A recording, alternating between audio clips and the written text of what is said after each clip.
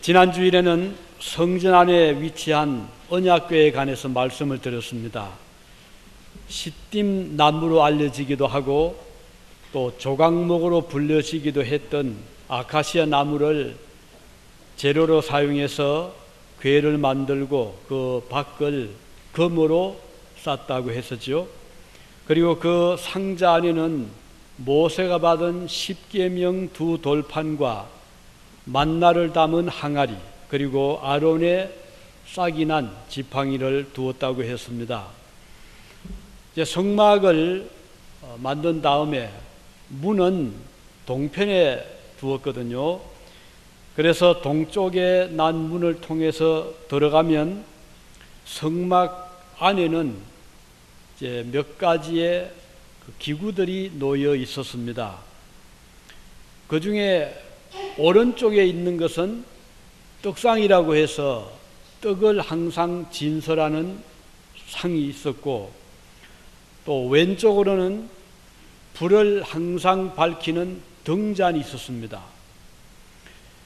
그래서 이 오른쪽에 떡을 넣는 떡상, 왼쪽에 불을 켜는 이 등잔, 이 두 가지를 이제 보면서 성전 안으로 들어가게 되어 있습니다. 오늘 이 시간에는 이 성소 안에서 만나게 되는 이 두 가지 성물에 대해서 생각을 하겠습니다. 우선 이 떡상입니다. 그 재료는 마찬가지로 이 조각목으로 만들었습니다. 그리고 그 위는 순금으로 감싸고 주위에는 금으로 테를 만들었다고 했습니다. 본문에 보면 크기가 기록이 되어 있는데요. 길이는 2규빗, 넓이는 1규빗, 그리고 높이는 1.5규빗으로 되어 있는데, 이 크기를 우리가 쉽게 알기 위해서 미터법으로 환산을 한다면 길이는 한 90cm 정도 되고요. 넓이는 45cm, 그리고 높이는 67.5cm 정도 되는, 그렇게 크진 않죠. 그런 상으로 볼 수가 있습니다. 이 상 위에는 항상 떡을 두게 했었죠. 그래서 이 상 이름을 떡상이라 이렇게도 불렀습니다.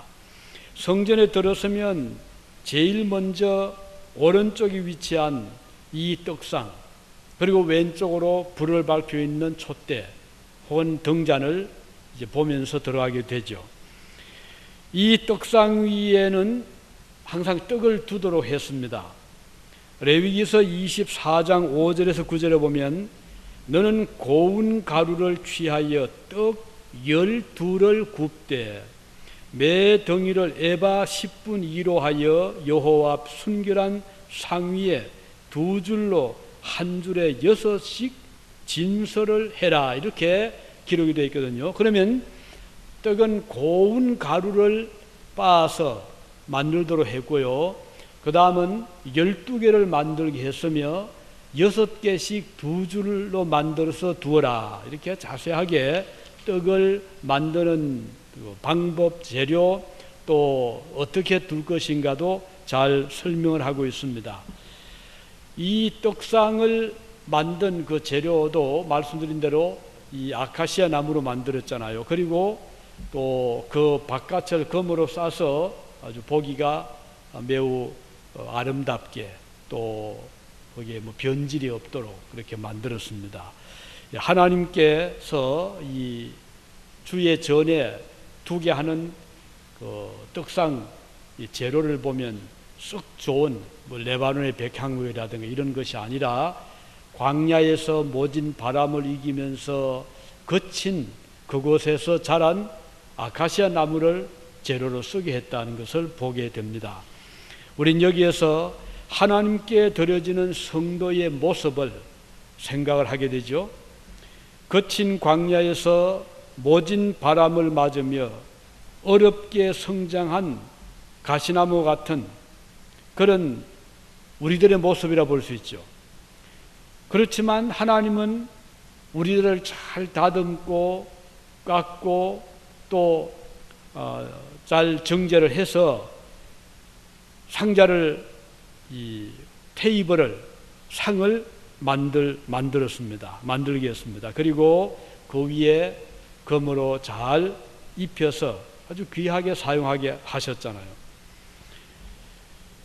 하나님께서 이렇게 쓰시는 일꾼은 그 자체적으로 훌륭해서 하나님이 그를 발탁하는 것이 아니고, 그 재질은 아가시아 나무는 흔한 나무 중에 하나고, 또 손이 필요해서 많이 깎아야 되는 그런 제목이지만 이렇게 좋게 잘 만들어서 귀하게 사용이 되도록 하셨습니다. 사도 바울은 고린도전서 15장 10절에서 말씀하기를, 나의 나된 것은 하나님의 은혜로 된 것이니 내게 주신 그의 은혜가 헛되지 아니하여 내가 모든 사도보다 더 많이 수고하였으나 내가 아니요 오직 나와 함께 하신 하나님의 은혜로라, 이렇게 기록하고 있습니다.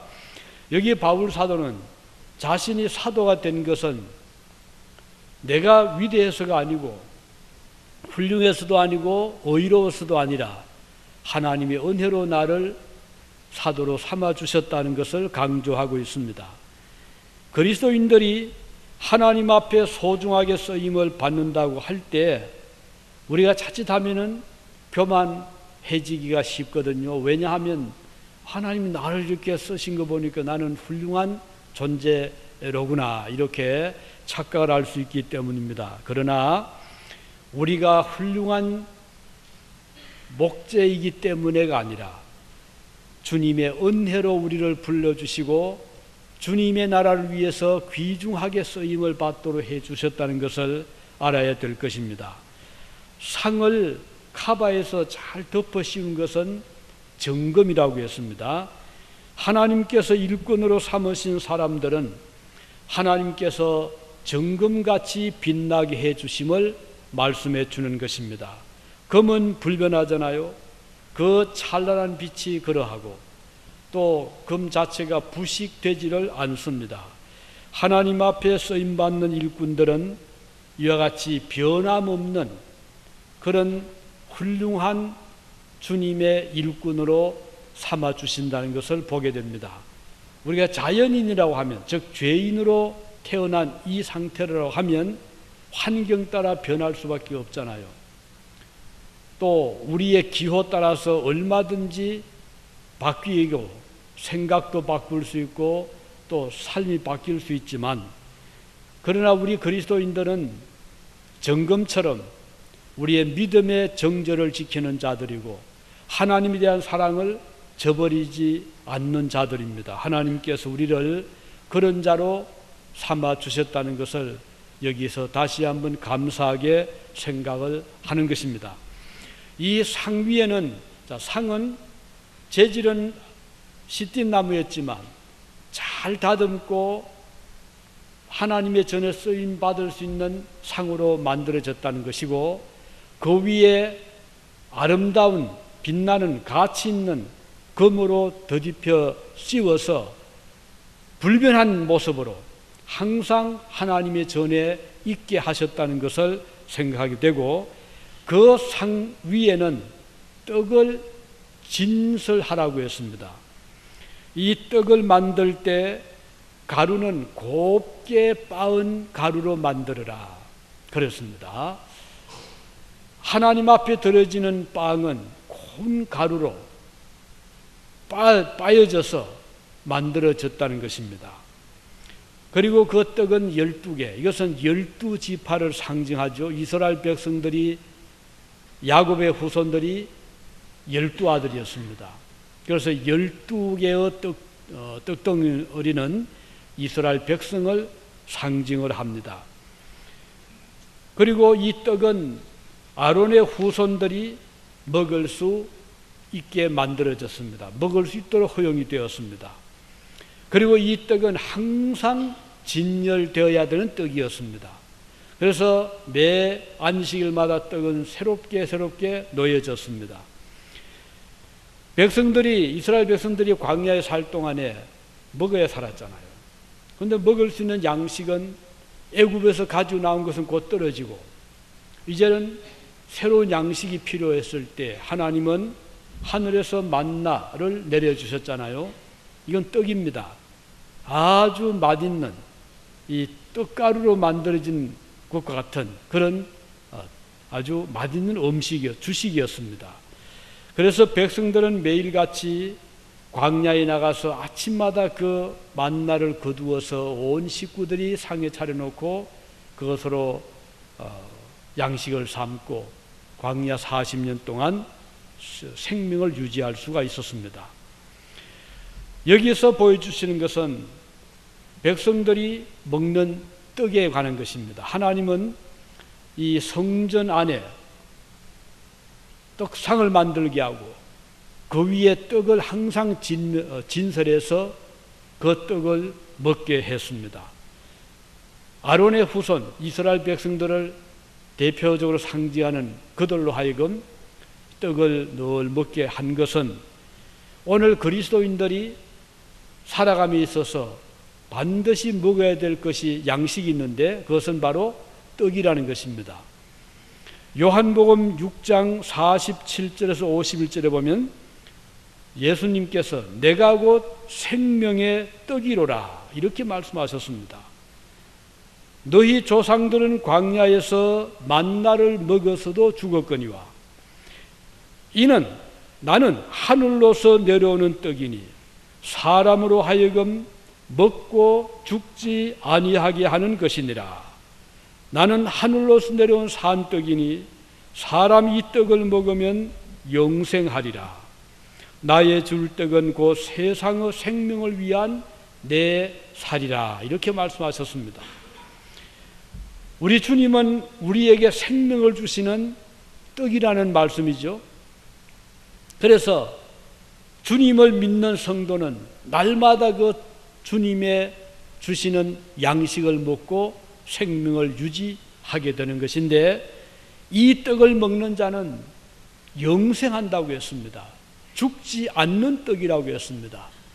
믿음으로 얻는 예수 그리스도께 주시는 이 떡은 먹는 자마다 죽지 않고 영생을 얻게 하시는 떡이다.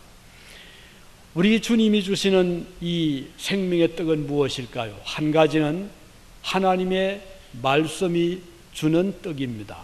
그래서 이것은 생명의 양식이라고 그러죠. 성경을 우리가 하나님 말씀을 계속해서 먹어야 됩니다. 즉 말씀을 들어야 되고 말씀을 읽어야 되고 그 말씀을 우리가 지키며 살아가는 자는 영생하는 생명의 떡을 먹는 자와 같은 것입니다.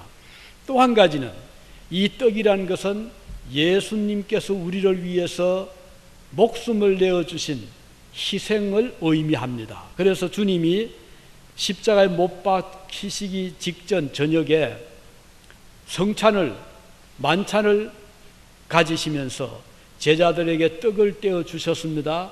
이 떡은 너희를 위해 주는 나의 살이니 받아 먹으라 라고 하시면서 떡을 주셨습니다. 우리 예수님께서 십자가에 죽으심으로 그 생명을 쏟아 주셨습니다. 주님은 그 죽음을 통해서 우리에게 영생하는 생명의 양식을 주신 것입니다. 그래서 구약시대 성전 안에 만들어 놓은 떡상 위에 떡이라는 것은 장차 오실 예수 그리스도의 주실 생명의 양식을 미리 예표해 주신 것으로 볼 수가 있습니다. 물론 당시 이스라엘 백성들은 구체적으로 이것을 몰랐을 것입니다. 그러나 하나님은 미리 떡상의 떡을 진열해서 그 떡을 먹게 함으로써 장차 예수께서 우리를 위해서 이 땅에 오시고 그리고 십자가에 죽어주시고 그 몸을 우리의 생명의 양식으로 주실 것을 이미 보여주신 것입니다. 그런 의미에서 이 성전은 예수님의 몸을 보여주는 것으로 볼 수가 있는 것입니다. 오늘 주님은 저와 여러분에게 그의 몸을 우리를 위한 생명의 떡으로 주셨습니다. 오늘 이 자리에 참석하신 여러분은 우리 앞에 놓인 생명의 떡이신 그리스도를 날마다 먹고 그 떡으로 인해서 생명을 이어가는 자들입니다. 성전에 출입하는 성도들은 하나님의 택함을 받은 백성들입니다. 우리는 하나님께 제사 드리는 우리 모두는 제사장들과 같은 존재들입니다. 그래서 만인 제사장이라는 말 들어보셨죠? 마틴 루터가 아주 강조했던 말씀이에요. 즉, 꼭 예복을 입고 예배를 집례하는 신부뿐 아니라 우리 모든 그리스도인들은 하나님 앞에 제사장과 같은 자들이다. 날마다 하나님이 주시는 생명의 떡을 먹는 자들이다. 이런 말씀인 것입니다. 주님의 주시는 이 떡은 영생의 떡입니다. 누가복음 22장 19절에 보면 떡을 가져 사례하시고 떼어 저희에게 주시며 가라사대 이것은 너희를 위하여 주는 내 몸이라 너희가 이를 행하여 나를 기념하라 하셨습니다. 따라서 성찬 예식에 참여하면서 우리가 떡을 먹을 때마다 주님의 죽으심을 기념하잖아요. 그리고 주님의 주시는 그 떡을 먹는 자는 죽지 않고 영생할 것을 약속하셨습니다. 그래서 오늘도 저와 여러분은 우리 주님의 떡을 먹고 살아가고 있습니다. 왼쪽에는 등잔이 있었다고 그랬죠. 순금으로 만든 한 달란트의 금으로 만든 등잔이었습니다. 출애굽기 25장 31절에 보면 너는 정금으로 등대를 쳐서 만들되 밑판과 줄기와 잔과 꽃받침과 꽃을 한 덩이로 연하게 하고, 이 말은 연결을 시키라 이 말입니다. 비록 그 불을 이제 붙이는 등잔은 오른쪽에 3개, 왼쪽에 3개, 그리고 가운데 하나 해서 7개의 등잔에 불을 붙이지만 그 모든 등잔은 연결이 돼서 하나의 감람류 기름에서 불을 붙게 하라 그 뜻입니다. 그래서 이 등잔은 왼쪽에 빛을 하는데 항상 불을 꺼지지 않게 해라 이렇게 말씀을 했습니다. 성전은 창이 없잖아요. 전부 다 이 가죽으로 덮여 있어 들어가면 깜깜합니다. 그 어둠을 밝히는 유일한 빛이 성전 왼쪽에 세워둔 등잔이었습니다. 그리고 그 하나의 불꽃이 아니라 7개의 불꽃을 바람으로써 어둠을 밝히게 하신 것입니다. 이 살구꽃 모양의 등잔은 성전 안을 항상 밝혀줌으로써 들어가는 자들에게 분별하게 하고 또 안전하게 하고 그리고 빛 가운데서 활동할 수 있게 해준 것입니다.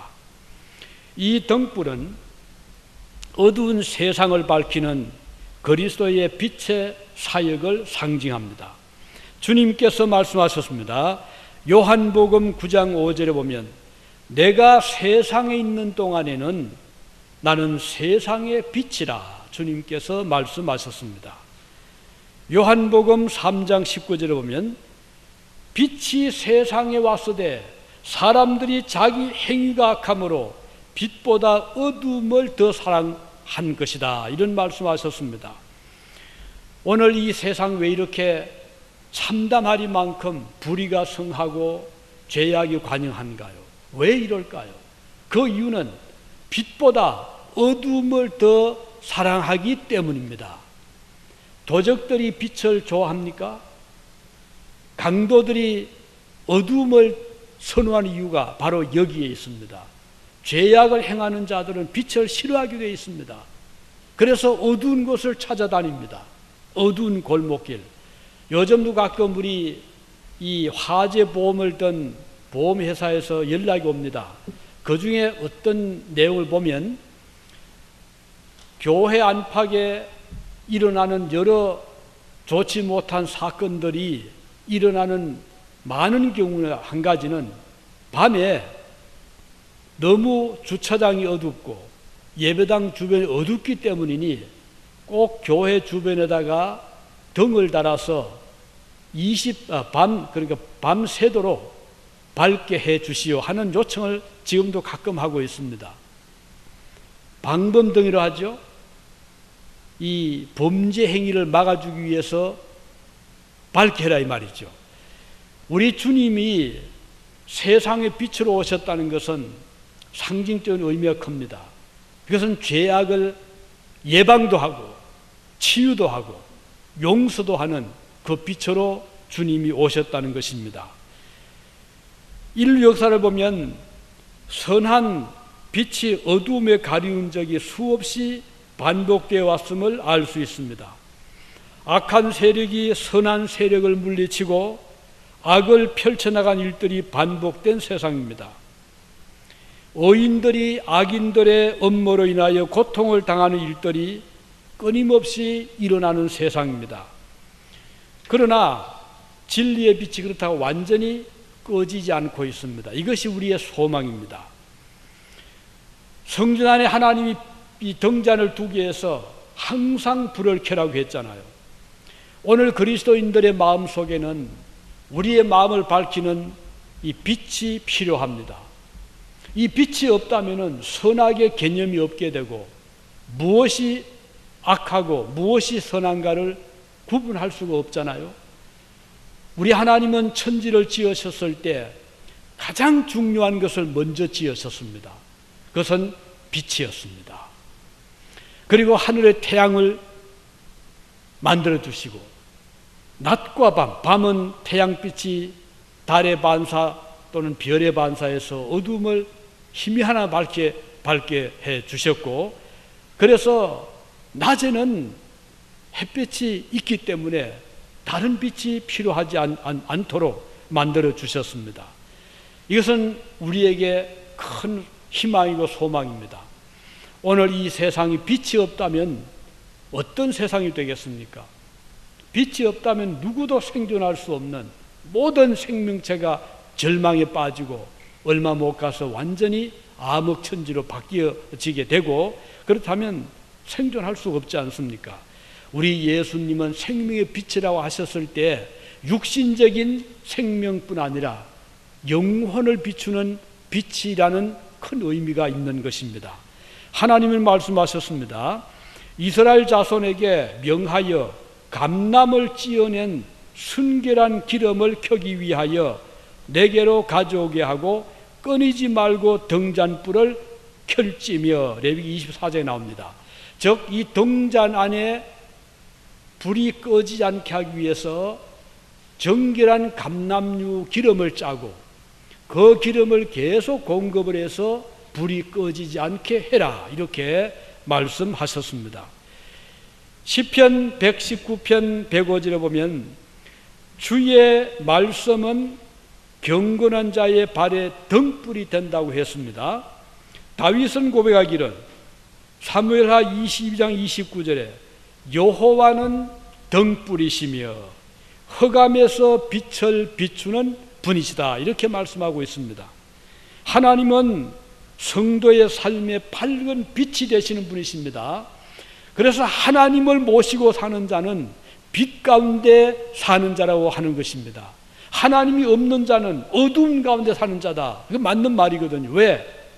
선악의 판단의 기준이 없잖아요. 내가 좋으면 선이고 나에게 나쁘면 악으로 생각이 쉽거든요. 하나님은 빛을 비추어서 그게 아님을 우리에게 보여주시면서 네가 좋아하든 싫어하든 이것은 법이다 라고 하신 분이 하나님이십니다. 또 그것을 옳은 하나님의 말씀이거든요. 마태복음 5장 14절에 보면 세상의 빛이라고 했습니다. 왜 그럴까요?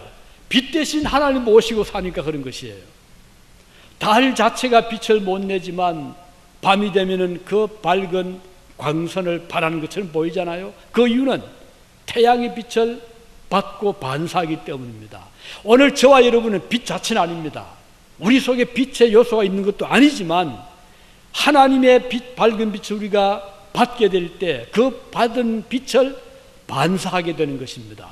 여기에서 선함이 나오고 여기에서 진리가 나타나게 되고 다른 사람들을 밝은 곳으로 인도할 수 있는 힘을 얻게 되는 것입니다. 이게 바로 선의 가치를 깨닫게 되는 것이죠. 여기 미국에서 고등학교 학생들은 알 것입니다. 학생들의 주어지는 과제 중에 하나는 발런티어로 몇 시간 이상의 일을 한 것을 제출하게 하잖아요. 그거 안 해도 저희 한국에서 공부할 때 그런 거 없었어요. 열심히 공부해서 좋은 성적 내면 칭찬받았지, 한 학기에 몇 시간 이상을 어디 가서 뭐 일을 해라 이런 적이 없었어요. 그래서 저희는 전혀 거기에 대한 관심이 없었어요. 제일 선한 것이 뭐냐? 열심히 공부해서 성적을 잘 내고 학급에서 우수 한 학생이 되고 우등상을 받고 좋은 학교 들어가는 것이 최고의 선이었습니다. 그러나 이것은 한 부분에 불과한 것입니다. 하나님께서 보실 때는 그것은 최고의 선이 될 수 없는 거죠. 미국에서 그래서 많은 학교들이 발런티어를 강조하는 것입니다. 하나님께서는 우리에게 선한 것이 뭔가를 밝게 비추어 주시는 그 기준이 있습니다. 이 밝은 빛을 받게 될 때 선의 가치를 알기 때문에 이때부터 이것은 참 선한 일이구나. 그래서 많은 분들이 돕는 데 시간을 들이고 내 희생이 따르더라도 선한 일에 노력하게 되는 것은 그 가치를 알기 때문인 것입니다. 그래서 오늘 우리 그리스도인들은 빛을 받고 살잖아요. 그래서 무엇이 선한가를 판단할 수 있어야 되고 이것이 왜 중요한가를 아는 자들이 그리스도인들입니다. 우리는 이 지상에서 기복적인 신앙에 만족해서는 안 됩니다. 예수 믿어서 이 세상에서 잘 살고 잘 먹고 잘 입고 후손 잘 되고 이것은 기복적인 신앙에 불과합니다. 우리 그리스도인들은 거기에 그쳐서 안 됩니다. 우리가 받은 구원의 은혜를 감사할 뿐 아니라 어떻게 해서 우리가 함께 공유하고 우리의 이웃에게 전하고 그래서 보다 더 하나님이 기뻐하시는 밝은 빛이 비추어지는 이런 세상을 만들 것인가. 너희는 세상에 빛이고 너희는 세상의 소금이라고 할 때 이런 사명을 우리에게 하나님은 주신 것이죠. 하나님의 백성은 세상을 비추는 금등잔을 소유한 자들입니다. 지성소에 이르기 위해서 제사장은 이 등잔의 빛을 통과해 앞으로 나가게 됩니다. 성도의 빛된 삶은 하나님을 만나는 자들이 가져야 될 자세인 것입니다. 그리스도인들은 항상 진설되어 있는 생명의 떡이신 그리스도를 영접할 뿐 아니라 그리고 빛 대신 그리스도를 우리가 받아들이고 그래서 한쪽에는 생명의 떡을 우리가 소유하고 한쪽에는 생명의 빛을 소유할 때 그는 건강한 성도의 아주 바람직한 그리고 밸런스를 갖춘 성도라 볼 수가 있는 것입니다. 성숙한 그리스도인들은 자신이 어둠을 밝히는 세상의 빛이 되어서 어둠에 속한 자들에게 빛이 되기를 주저하지 않는 자들입니다. 이 빛을 발하기 위해서 등잔에는 항상 정결한 감람유가 공급이 되어야 합니다. 레위인들은 이 기름을 늘 공급하는 사명을 가지고 있습니다.